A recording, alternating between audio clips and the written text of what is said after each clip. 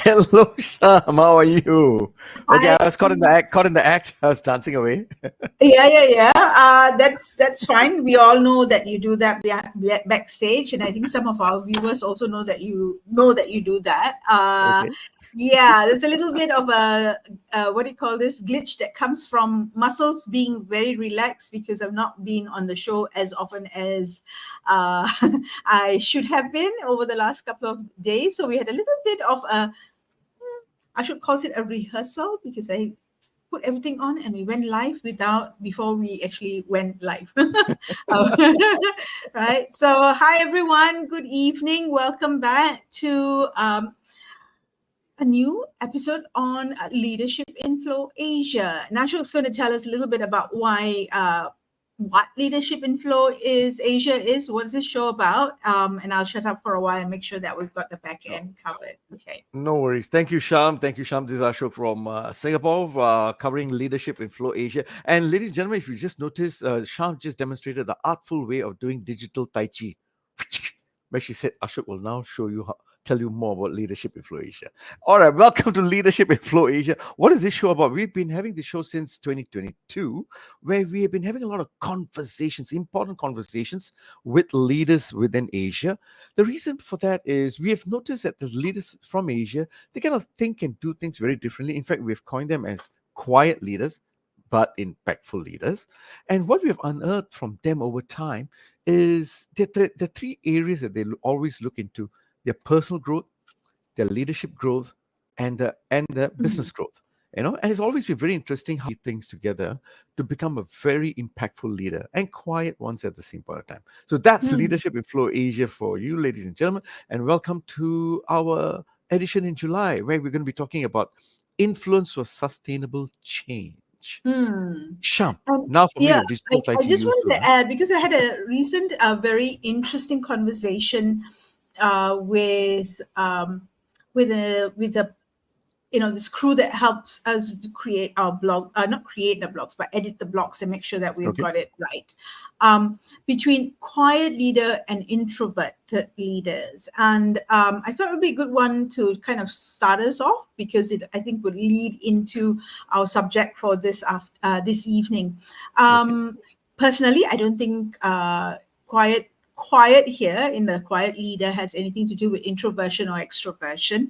Yep. As you said, Ashok, we define our hypothesis about the quiet leader this is a person who introspects, who does thinking, who reflects and looks at both successes and failures in a way, in a context of growth, and for either themselves, their team, or for the business that they're leading, right? Or the function that they are leading. So I thought that would be a nice way for us to now, keeping that in mind, to look at that space that we're going to discuss today, which is influence, right? Okay. There's sustainable change, but I think it's driven by the fact that we're going to look at influence specifically and from the context of change and how to make that sustainable. Right? Why influence, Ashok? I think that's probably something that people are asking and wondering. Why influence? And my take on it could this is my take on it.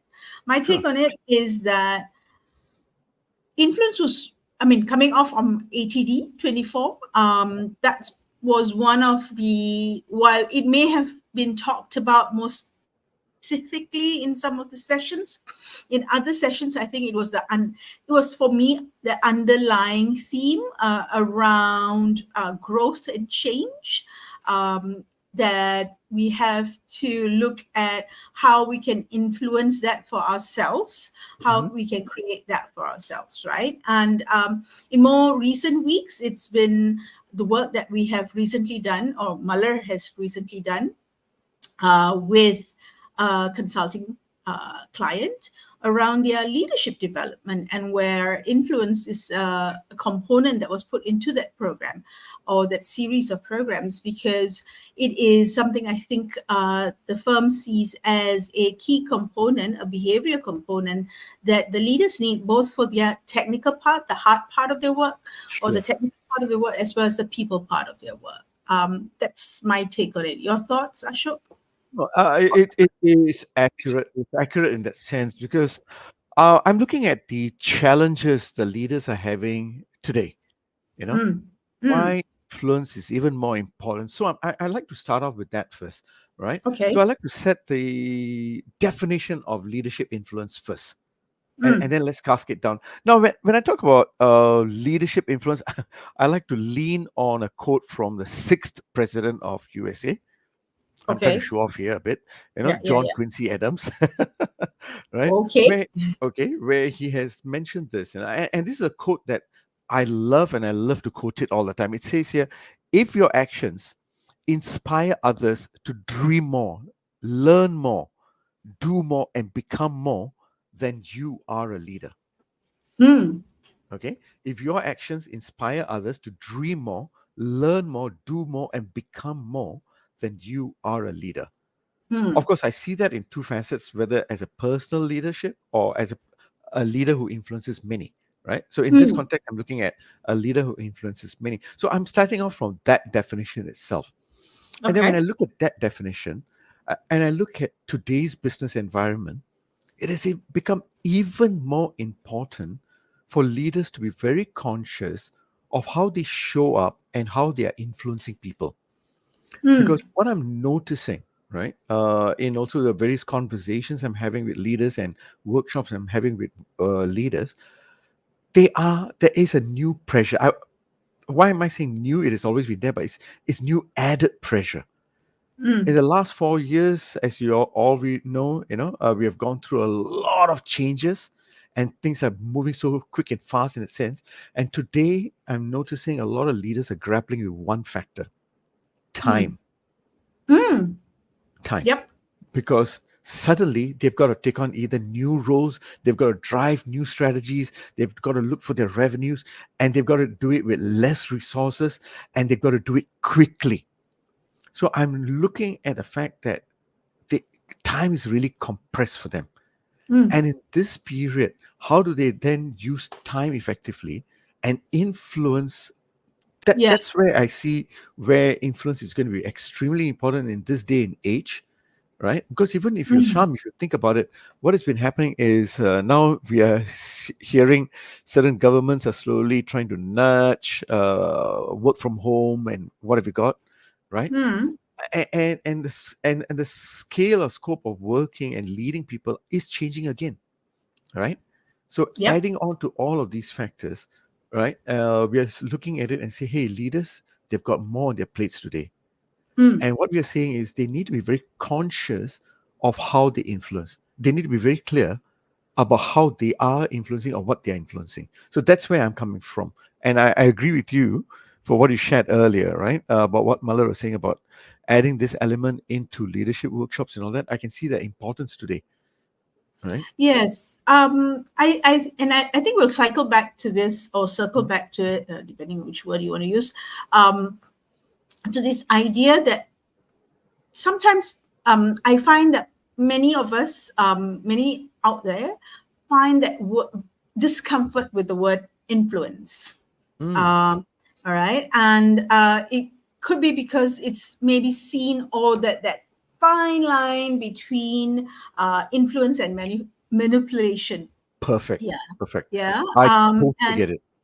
yeah. So I think that's probably something that we also may have to kind of be aware of, that people tend to put the two in the same basket. All Okay. right. But of course, I have to say, as Matthew McConaughey said, what's wrong with influence? What's wrong with manipulation if it's good manipulation? But we'll cycle and circle back to this later. We've got Okay. important things to cover. Mhm. Before we do that, I need to do two things. One is to say hi to Ashraf. Ashraf has joined us online via LinkedIn. So hello, welcome to the show, Ashraf. Please interact with us, ask the questions, or make comments.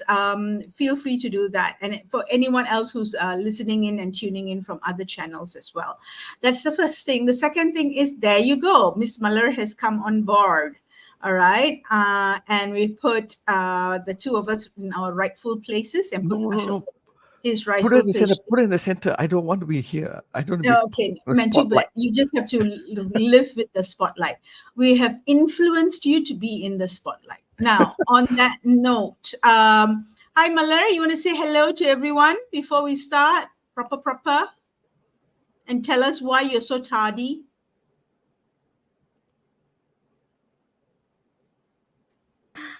Well, welcome. Thanks for having me in the show, even though it's 10 minutes or 13 minutes into the show. Well, as you know, I was running a program and I finished exactly at 6 o'clock. But because I'm so lovable, people wouldn't let me go until 10 minutes ago. Okay. Okay. We will find out what we'll unpack how that lovable came about. But on that note, let's move on. Ashok, you let me know when you want to put up the stuff that you Oh yeah, shared. I'll come to that. But I like to address what you mentioned earlier, Sham, about the thin line between manipulation and influence. And I think that's a very important fact that you brought up, because yes, there is a thin line, and what sits in between the thin line Mm, is intentions. mm, So that mm, is why you can say what's wrong with manipulation, as long as you're very clear about the intentions behind it. And that's what it flows back to leaders again. If you want to create sustainable change, it comes back to what's your intention behind that influence. And that is mm, why in history, right, if you look at it, there's been good influence and bad influence, right? There are case studies out there. I mean, case in point, if we all know about Steve Jobs, how he managed to, with his leadership, right? He was a symbol of influence, how he created a lot of influence within his organization in different mm, groups and all that in different ways. So that's a very good example of it. But don't mm. forget, on the flip side, about 24 years back, we've had the Enron case, if you remember right, you know, Yep. where the leaders were now forging all the financial reports and, and the Yep. financial statements and what have you got. And that is also an influence. That's leadership influence also. So Mm. we need to be clear there is good and bad influence, if I can put it as simply as possible. But the thin Yep. line that you talked about is the intentions. So going back to the intention, if your intention is to help people dream more, do Mm. more, learn more, and become more, then what's wrong with that influence? So I just want to tell people who are wondering, oh, is influence a bad thing? Said no, go back to your intentions and Mm. lean on that quote that I was talking. At least for me, I do that. You know, that's why I see influence is very strong. Mallory, you wanted to say something? Yes, she does want I to say wanted to something. put up my hand. um, I wanted to put up my hand, and then I realized, okay, I need to behave myself. Mm. Actually, for me, I'm glad you brought the idea of intention. So the way I differentiate influence by intention is you influence or you manipulate. The difference in manipulation and influence for me, like what you rightly say, is intention. So how do we differentiate intention? Because you'd find that a lot of people say, but I intended well. I meant it well. I had good intentions for this, right? Mm. But the way for me it works is this, right? Do I manipulate? Of course I do. I've caught myself manipulating, all right? And I'm saying that shamelessly here. Now, the difference is when you are trying to influence, there is a benefit for both people. It's a win-win. So I might be trying to influence you. I can gain something out of it, but you're surely gaining something of it. But when I manipulate, right, I am looking at it as my interest, sometimes at the expense of your loss. So you'd Mm. find that when you, say, for example, you manipulate people into taking on additional work, additional tasks. And this is a big thing in leadership. She's gone frozen, but no Gone worries. frozen. Yeah. Yeah. Okay. I So don't know whether you can hear me. Can you hear me? Right? Yes, I can hear you now. And here. Okay. So when we think about manipulation, right? So a lot of times you will find that organizations or leaders now don't have enough resources. So what do I need to do? I need to use the power of my influence to influence you to take on what is not in your job description. Yeah. Now, influence is really important because really everyone is having the same problem where we lack resources, right? But if I am trying to get you to do additional tasks for my benefit, for me to look good Mm. with my, yeah, at the expense of you losing your well-being, right? Okay. At the expense of me making you feel insecure, Mm. if you don't take on this additional thing, it's really going to affect, your role here, right? And I've seen bosses using these lines, right? Then we are manipulating. All right, Okay. that's the only thing I want to. Okay. No, no, so that's fine. to Yeah, that really gives us a good anchor again. Thank yeah. you for the clarity. Sorry, Sham, you were going to say something. No, I was just going to summarize it. So I'm saying two things. One is the intention, and number two, well, cause effect. I'm not sure, or it could be two separate things. One is intention, and the other one being the results, the share of the results, right? The effects. So is it a win-win, or is it a win not care? Right? In negotiations, we talk about that, right? I win as long as I win. I don't care how you feel, whether it's a win for you or a loss for you. I don't care where you feel, Mm. right? So that can gives us the intention leads to the results, or it's two things at play that kind of helps us distinguish between influence and manipulation.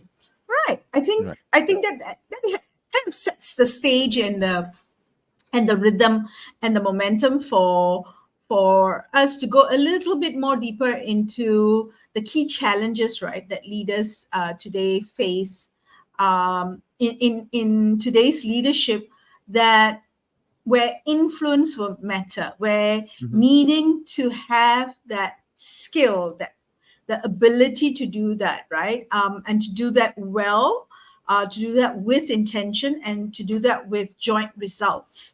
Hmm. um, what are those some what in your mind are those key challenges that today's leadership find that they if I knew this, if I know how to do this, it will help me overcome, not overcome, but deal with it in a slightly easier way, with my well-being being taken care of. Right. So Yeah. I think the first step is like what I was mentioning earlier, Sham. I think one of the biggest issues most leaders are facing today is the time. You know, Mm, they've got such limited time, and they mm, have now got to deliver so much more within that limited time. They've got to take on so much more changes, put on new roles. They've got to mm, drive the resilience in their groups. They have got to be equitable in their approach. There's so much more on their plates today with that squeeze in time. So today, what I'm seeing is time is the biggest factor that is really compressing.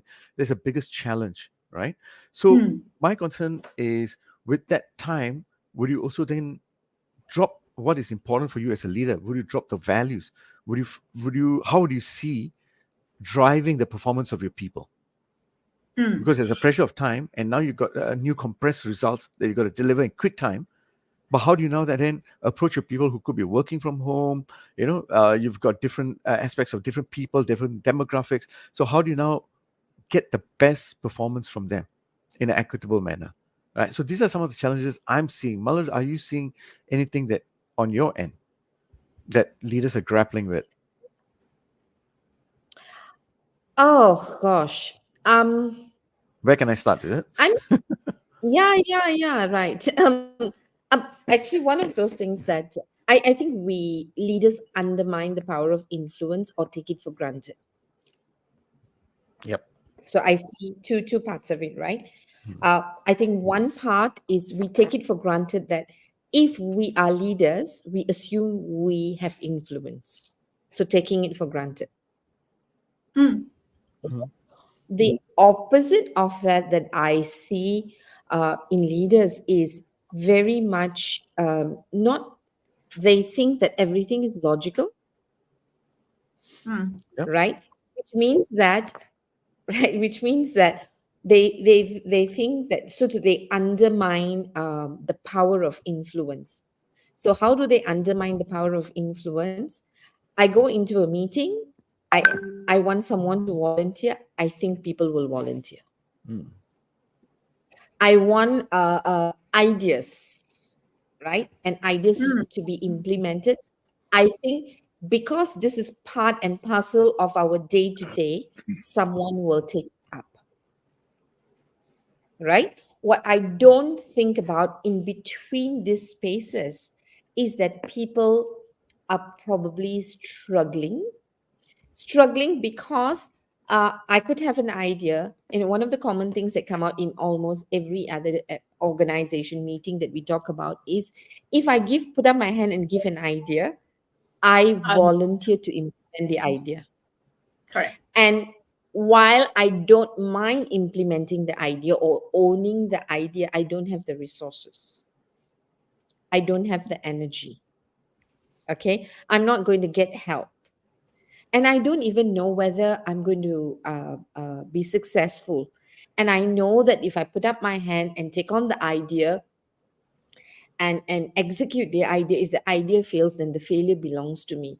Now, these are issues and questions and challenges that people are experiencing, and they're not able to talk about it, because if you talk about it, then you are labeled as negative, you're Mm. labeled as pessimistic, you're labeled as not being professional. So they're you're not having growth mindset is another thing. Anything people don't do, you don't have the growth mindset, because if you have the growth mindset, right? You So take it on. yeah, to take it on. So there are so many labels that's put onto people that, to a point, I think there's a lot of fear. We talk about psychological safety, right? So we don't feel safe enough to have an open mind, right? Because you cannot influence people when people are close minded, Mm. right? And the first thing that we do in the spectrum is, what are the kind of things, how do I need to show up so that I can open people's mind to entertain an idea, a thought, a belief that I have. Once people are open to entertaining an idea, the next part is for them to speak up. When they speak up, this is where we might have what typically we call conflicts, right? Therein lies, right, when there's a conflict, when people are disagreeing and arguing, that is your best opportunity to influence, because here people are vulnerable to tell you why I'm not on your side. You now have an opportunity to explain your idea, to sell and get the buy-in for your idea, and as a result you would have influenced people, right? So I think we Mm. undermine, there's a lot of undermining of how much influence actually matters. All right. When we talk to people, and we don't even have to talk to people professionally, right? A lot of times, right, when you talk to people and say, who's your hero? A lot of us will point out as at our parents and the kind of things they've influenced us by the way they have lived their life, by the things that they've said, they've told us, by the advice that they have given us. These are some things that you will never park under influence, but they have great influence, right? Because Hmm. they opened up our mind. They continue to drum in certain values, certain beliefs, certain purpose in us over and over again. And we go back to that when we are confused. We go back to these things when we need clarity. So a lot of times influence is not packaged as influence. Mm. Influence is packaged as someone convinced me he or she is my role model. When I have an idea, when I have a problem, this is the person I think about. You know how we think about who's your mentor? What would Ashok do about this? What would Shamini do about this? But the fact that I'm thinking, what would Shamini do or Ashok do? That means you already have an influence on me. Okay, I said more than what I wanted to say. No, no, no, no. Please carry on. No, no, please, please. No, you're making a lots of sense here because two things that we are hearing from you is leadership is undermined and it's not really well Influence thought in through. leadership is all about Yeah. And the other one is influence in people, leadership. yeah. And the other one is people take it for granted. Leaders take it for granted, you know? So I hear that very clearly, and it's assumed that as a leader there will be influence. And what you correctly put forth is exactly what is happening in a lot of organizations. A leader has an idea, he puts it out there, and then, but then, and then he's not willing, or he or she is not willing to entertain the debates, the dissent, the discussions. He just wants to just push his way through, you know, and that's where the psychological safety issues comes from, because people don't feel safe challenging, people don't feel safe asking questions, right? And like you said, Mm. that is a clear opportunity to be able to influence, but they fail in that area, or they drop that opportunity. So that is one clear example of how we're not seeing the power of influence because we assume, or it is undermined in its many ways, you know. Yeah. I Mm. don't know, thank you for that, the clarity in Can I that sense. Sure. can I add one more? As you're talking to me, right? One of those things that I feel, right? I think there's fear of influence Conscious, because unconscious. uh, I think it's conscious. I Okay. think it's conscious now. I'm thinking about it, right? Now, what do I mean by fear of influence? Do you realize that sometimes when you're asking opinion, there's this loud movement where we feel that we need to empower people to make their own choices and decision, Hmm. and we throw it back to them because we think or we believe that I should not influence you in your thoughts. Some people hold it, I don't know whether you recognize it, right? Like when people are seeking opinion, you'll say, what do you think? That's And sometimes people do this because they're so used to coaching questions, or they're drummed about coaching. Now, Hmm. on one hand, yes, people need to make the choices themselves. But a lot of us, I don't know about you, right? A lot of times I wish I had a roadmap to make those choices. Influence is actually providing the roadmap that we have that might work for you to find what works for you.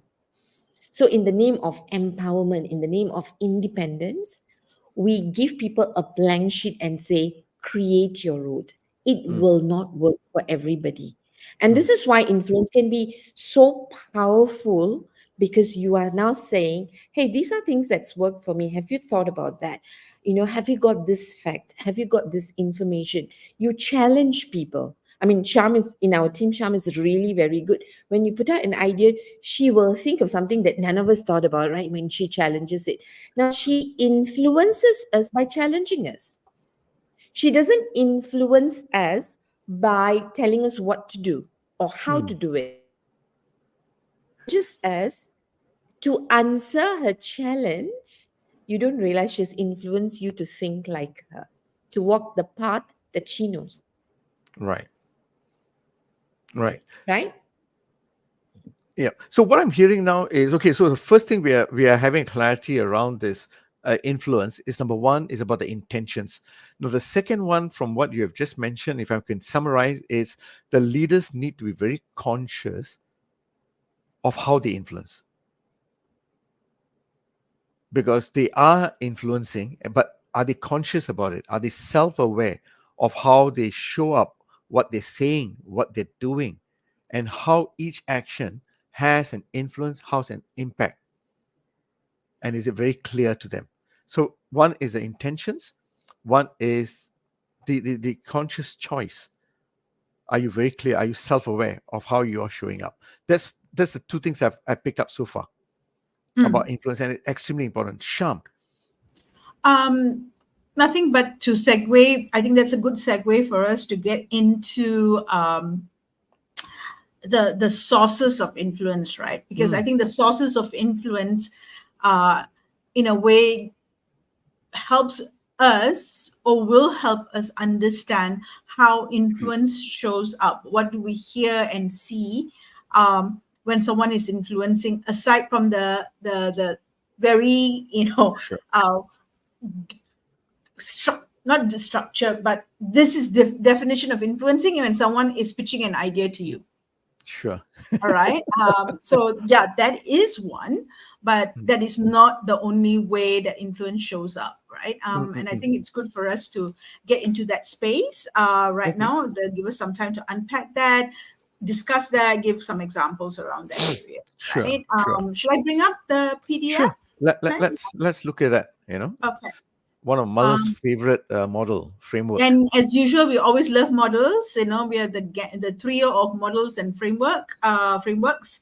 So let me add that in, and here comes the framework. Okay, talk to us. I like to I say, can should. you do that again? Can you do that again? No, no, it's a one-time deal only. Don't know whether Ah. how to repeat. Yeah, Okay, yeah, not so this is the influencer change framework. This is from the book itself, Influencer: The New Science of Leading Change. All right.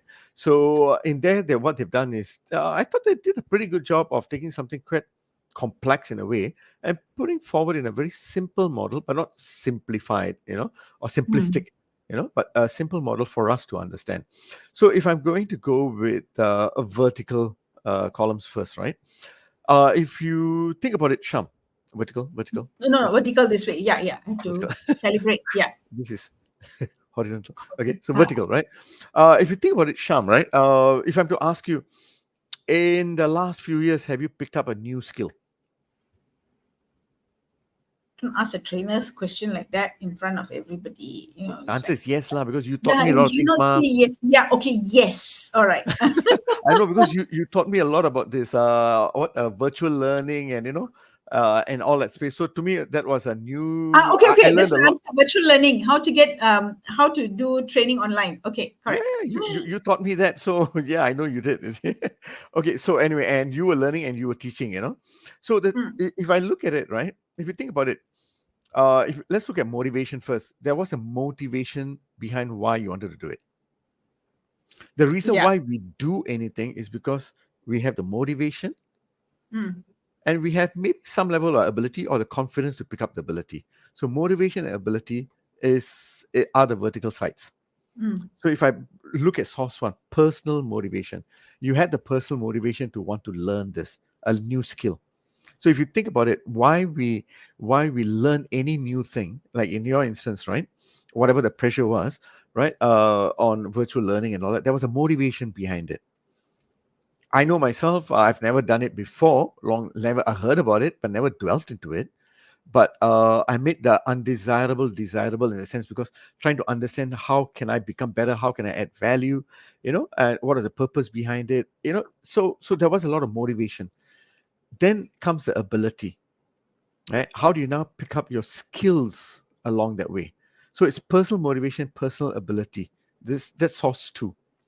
How do you now pick up new skills or improve your current skills to be able to do it well? So if you think about it, Shah, when you were doing your virtual learning, right? Mm. You were slowly but surely picking up your skills. You were Of course. practicing it Mm. deliberately.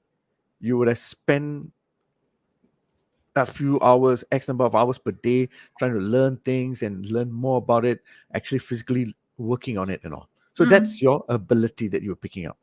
Mm. Then if you look at the next one, there was a group of people that you lean towards. That's your social motivation. All right. There was a group of people, social motivation, who were providing you with additional motivation, information, guidelines, and Mm. leading you along the path. So that is your social motivation. Now, the social motivation may have been physical people that you've been with. It could be books that you've read. It could be on YouTube that you were linking up with, whichever it is, right? But Mm. there was that social component, others, right? And then if you look at source for social ability, finding strengths in numbers is about not just one person, but a group of people who are practicing it. Mm. Because we learn from a bigger group. We get enabled by a bigger group. We get motivated, to even do more through a bigger group. Yeah. So that's finding strength in numbers. That's your social ability, Mm. right? So you got personal, social, and the next one is structural. So everything non-human in that sense, right? So structural motivation, uh, it's think about designing rewards recognition. Is that think Mm. everything around rewards and recognition. So Mm. if you think about it, uh, you you may have structured or may have consciously, unconsciously, I don't know, given yourself a little reward for doing well in certain learnings on how you did well as you picked up your virtual learning. It could be like yes, or it could be like taking a meal or whatever, or sharing the happiness with someone else. You have done that, right? But in a corporate, we'll talk about that soon, how we can do that. And a structural ability is how you tracked using different tools, whether through your Excel spreadsheets or doing different tools to see how you're progressing, how you're learning faster, or maybe you want Google classrooms and all that with different people and tracking what your learnings are, whichever it is, but you were monitoring your progress with different type of tools, Mm. right? So that's your structural ability. So we have done it at a personal level. If you think about it, right? Whenever we want to learn anything new, we have unconsciously used this six sources. But now we have got a Okay. language around it. Mm. And this can even be used in organizations as long as leaders are very clear about the change they want to make. So if I look at it from a change point of view, from an Mm. organization, right? Yes, the change has to be communicated. But when you talk about source one, right? Source one, personal motivation, it is very important for leaders to also understand how will the users benefit from it. How do I link the purpose to the organization values? How do I communicate that? That is an important link because you could be changing a person's role, but you need to link it back to something that is meaningful, purposeful in Mm. that sense, right? Okay. And what if the person does not have the full competency? How are you going to provide that competency to learn, to become better? How do you harness the social, source 3 and source 4, the learning circles or the group of people or the community, right?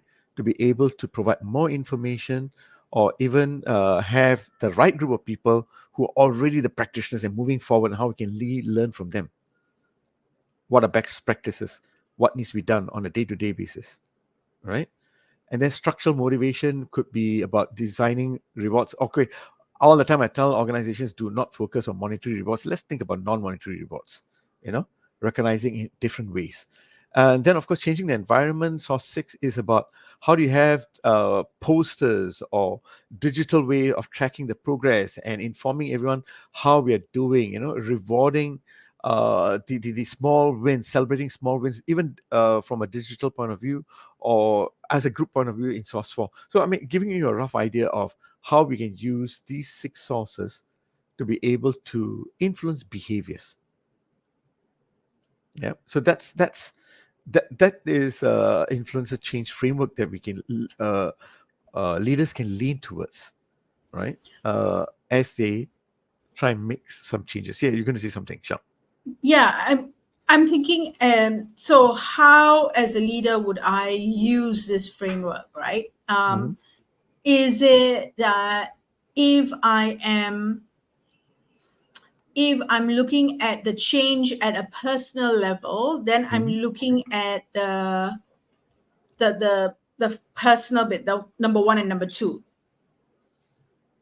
right? So I'm want to influence Muller, or I want to bring about influence at a personal level. Then I need to focus and draw or build my source from one and two, or is that how I think about it? If I'm looking at a team, I want to influence my team, then I'm going to look at harnessing the peer pressure as a way of influence, or get as many people on my side as a way, another source of influence. Is that how we read this framework? Okay, so a couple of questions down there. All right, so let's break up the first one first.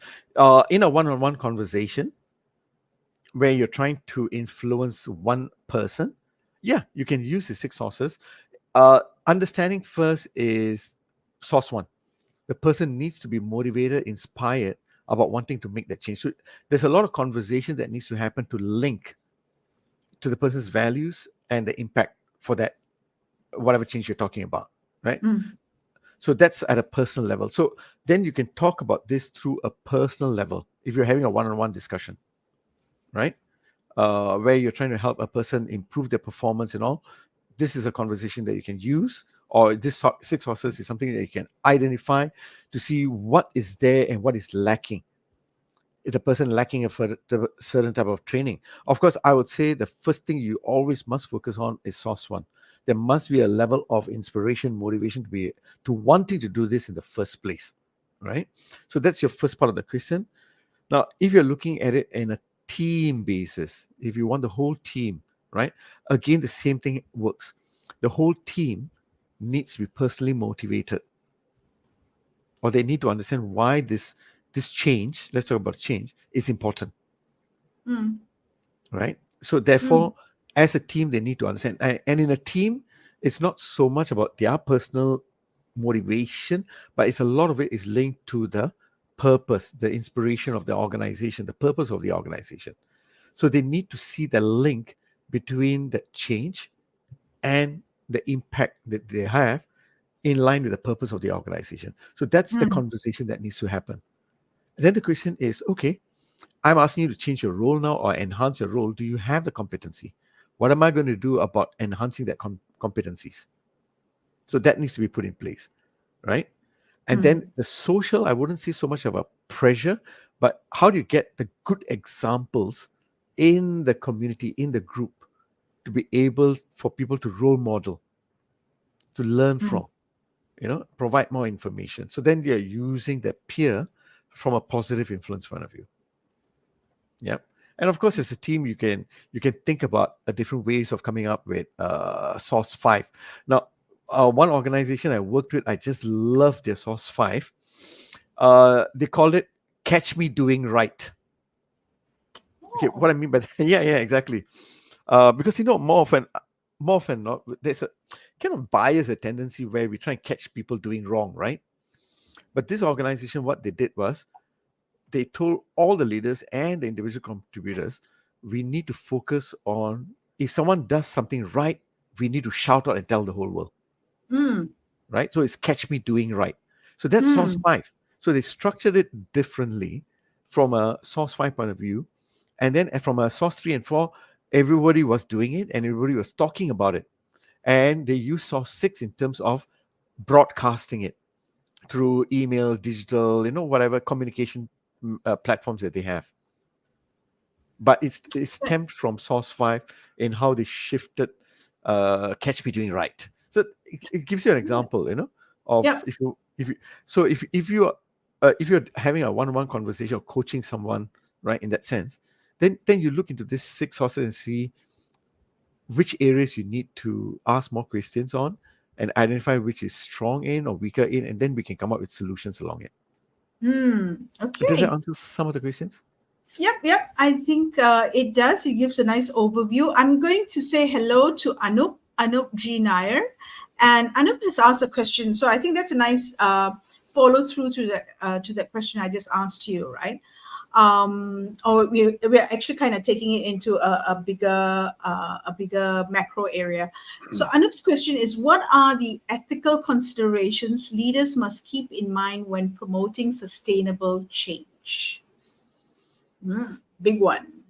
No, no, no. Actually, this Muller had expounded and talked a lot about it earlier, right? Mm, I think the most important one is about the intentions behind, right? mm. What are the ethical So you're considerations? linking Yeah, yeah, ethics to intention. definite. You see, Hmm. because yes, I want to do good, but am I very clear about is it going to be helping my team and myself and the organization? You know, Hmm. in that sense. So I'm linking it back. So Muller had talked about it. Unless Muller, you want to add on anything else for Anup? Because that to me that is a clear direction. As a leader, the clarity must be there. You know, the social awareness must be there about why am I doing what I'm doing and how is it going to benefit everyone as much as possible. Mm. Yes, Muller. Um, no, actually, I'm thinking as looking at Anup's question. Anup, you've asked a very difficult question, actually, but thank you. Mhm. What I'm reading, and I'm not sure whether I've understood the question correctly, is that he's asking what are the ethical consideration leaders must keep in mind when promoting sustainable change, right? Uh, Mm. and because he's asking the question in this topic, which is influence for sustainable change, so I'm trying to first connect the two parts, right? So Mm. this is a change model, and if you want change to work, we know the reason most change fails is because of the people factor, because people don't believe in it in the first place, right? For people to believe in it, now We what need to does the influence. yeah, the influencer model says that the six sources of influence. When they come together, the chances of us sustaining the change is very, very high, right? So I think that's the point of view that where we're coming from. Now, Yep. what Anup is asking is, so what I'm understanding from Anup's question, Anup, please correct us, is that in using these six sources of influence, what are the ethical consideration is what I'm thinking. I don't know Let's whether go I'm with that. reading. Yeah. Yeah. Yeah. So Understood. those are the ethical considerations. So what I'm looking at is values, right? So if I Mm. look at source one, for example, right, make the undesirable desirable, right? Now, when we talk about make the undesirable a desirable, again, I think this is where the intentions would come in, because when you're Mm. making an undesirable desirable, are you manipulating or influencing? This undesirable, to make it desirable, what is the value that it is actually promoting? Same thing with surpass your limits, right? When you talk about you can do more, I think there's a lot of shout out about you can do more, right? Mm. We are all expected to do more, growth mindset, and you can do more. But when we talk about you can do more, at what expense? What is the price of doing more? Is it your well-being? So my understanding of sustainable change, now I can't remember who I took it from, is let's not steal from the future to sustain and look great presently. That's Let's not that steal from the future to look great. To look yeah, great present in the next present. Yeah. in the present, Now. right? Um, So why are we looking at sustainability now? Because what we are doing is we want to have greater profits. We want to build big businesses. We want to do everything in a big scale. When you're doing things in a big scale, you need a lot of resources. When you need these resources, are we taking the resources that's required from today or from tomorrow? Because I can look very successful today, but what is the world I leave behind tomorrow? If I leave the world behind tomorrow, worse, I have stolen from the future. And if you look at ESG and all the sustainable SDG goals, right, it is really about being mindful. I want to grow. I want to do it well and ethically so that we do not leave the future in a negative state for the world. Because what we if you steal from the future, right, what's going to happen with the people who come after us, right? We're going to give them a destructed world, right? Which is why, so if I'm using papers, if I plant enough trees, I am taking from the current resources while providing resources for the future too, right? That's the most my simple understanding of what is sustainability, why sustainability is important. So if all of us ask this question, right, I'm growing, I'm becoming better, I'm successful, I'm doing all of this, right, but is the are the people in the future going to pay the price? I'm going to reap the benefits, but the cost is postponed to the future. So what are the ethical consideration? I think when we are using all of this six influences, there are two parts, right? If you look at the motivation is the energy people put in to do more, to do better, right? You need the motivation, but we have seen how motivation can be manipulated because emotions can be manipulated, Mhm. right? Emotions are energy, right? So when people are motivated, they have a different level of emotion that drives them, that makes them do more. I mean, think about a mother who's motivated to carry the cow to save her child. It's that moment of excellence where she's driven by emotions at that moment, right? But if it's used for the right reason, it's fine. So I think Anup asked a very important question. We want to change, we want to influence change, but is that influence ethical? All Mm. right. Ethical means what? Is it value centric? How do we know something is value centric?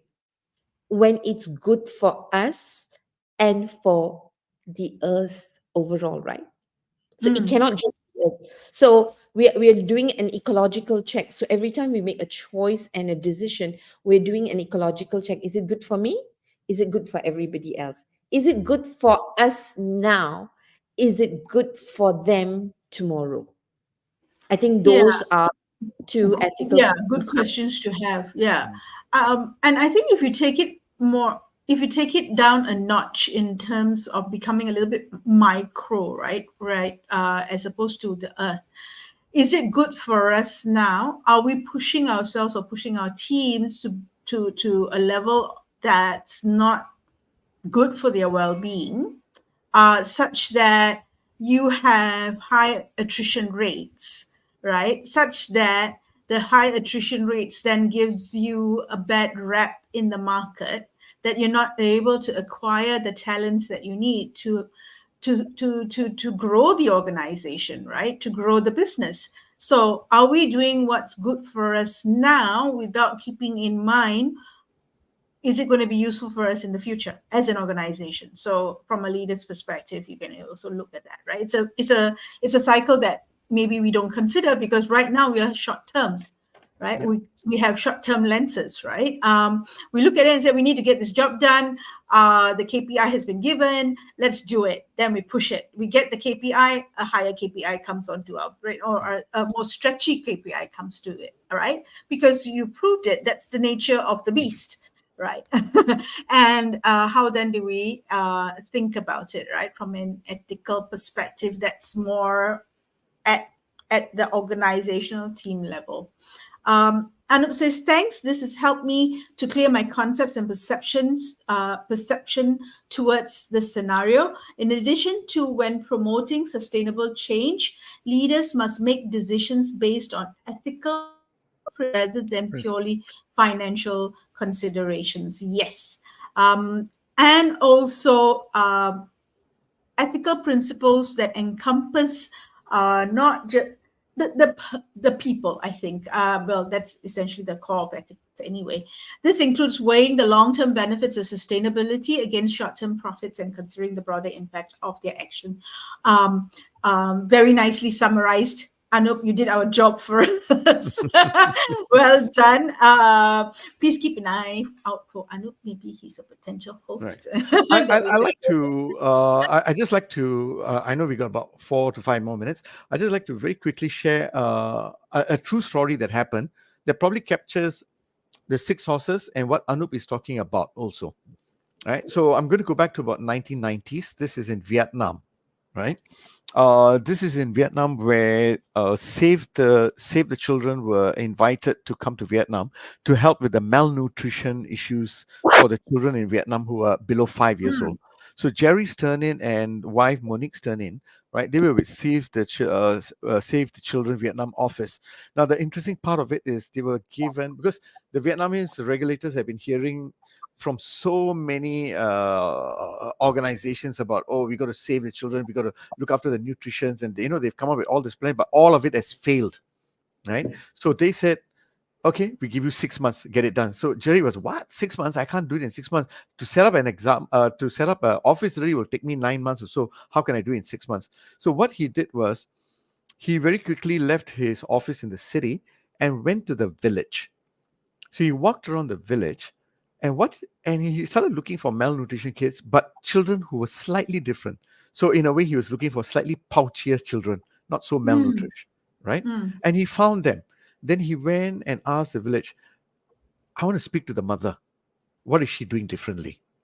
Right? So she went and interviewed the mother and then found out that the mother, just like the whole village, they're all given rice. In the whole village, everyone takes rice in the morning and night. But this mother, what she did was she took the same amount of rice, gave it for morning, lunchtime, and dinner time. Over and above that, what this mother did was went to the paddy field, picked up small shrimps and crabs, put it inside, put sweet potato leaves inside as a form of nutrition and mm. enhance the nutrition bit. So what he found was there was someone or a group of people who were doing things differently. So this is called positive deviance. So Mm. in an organization, if you want to make change, also look for the people who are doing things differently. So if you want to create a sustainable change, look at it from an ethical point of view, who are doing things differently and correctly.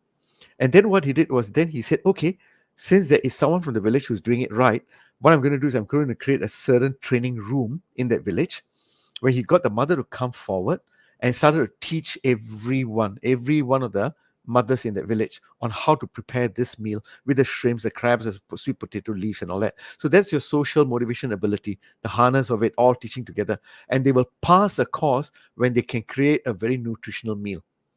And in that way, he was able to create a sustainable change where children's malnutrition issues fell and children became healthy in the long term. So he had used aspects of the six horses, but focusing on positive deviation as an important concept to identify the right behavior. So I hope Correct. that can And help you. to I, think of it, and I'm going to tie that back to the quiet leaders, right? mm, That's essentially what quiet leaders do. They find that what positive deviation, right? They do things a little bit differently in the quiet way, and they find a way of getting to deviate from the norm and create results. Malar, go ahead. You have another example. We had a Vietnam example. You have something from Malaysia. By the way, I have before you ask me, I do not have anything for Singapore, but never mind. We go ahead. All right. Okay. All right. Flexibility, you said. Example on Okay. flexibility. Now, I wanted to share because I mean, Anup, thank you. He's activated my brain and my heart, right? So yesterday I had the privilege of moderating a session on flexible work, right? Um, Mm, and what was really interesting is I was moderating the HR head of Kereta Api Tanah Melayu, our train, yeah, yeah. station, and SME Bank, right? So yeah, I was actually moderating with two people because we know that well, at least in Malaysia, flexibility is the number two factor for people to take on a job, Mm, mm, right? So we were discussing it. So naturally, I went in with this assumption, oh, okay, these people are very much pro, hybrid work and stuff like that. Now, what was interesting is both the organizations are very cautious about hybrid work. Mm. They believe in flexibility, but they don't think hybrid work will be sustainable. Now, why? What they were very clear about is this, like KTM, when he was talking, he said, the nature of work, we need you to be here. Very Mm. simple. The Mm. SME bank, they said their customers are SME business owners who are not tech savvy, who don't want to be that tech savvy yet, and their Mm. job is to serve these customers. Mm. Number three, one of those things that they brought up was brought up by SME Bank is that while they were moving towards hybrid working for flexibility, a lot of their employees have built their infrastructure of their life around the office space. My children go here, and they were pushing back hybrid and the Hybrid. flexibility that seemed to be um, accepted worldwide, or Mm.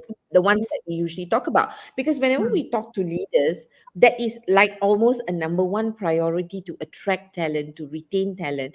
And here I was talking to two leaders who do not agree. All right. And the point and connection that I am making with Anum's question is that these two organizations are not implementing, they are slowing down because they don't think it will be sustainable for their business. Mm. Okay, they're pausing. They're not jumping into the bandwagon that everybody is doing it, so we need to do it.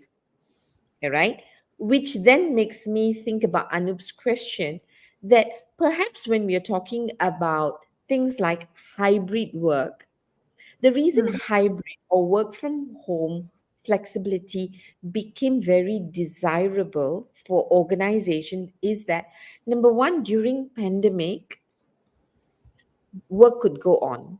Number two, Mm. during pandemic, they say the productivity went up because before pandemic, even though there was a need for flexible or hybrid work, we were not so much pro. Now, as a result, we are now, I'm generalizing, we are all now saying, what productivity is greater when people work from home or when they do hybrid work. Mm. They made the undesirable, which was pre pandemic, desirable because it works in terms of productivity. Mm. Coming back to sustainability, we're not talking about whether we can sustain hybrid work. Can we sustain motivation? Can we sustain connection to organizational purpose? Can Mm. we sustain collaboration? Can we sustain learning and growth that happens at workplace? Can we sustain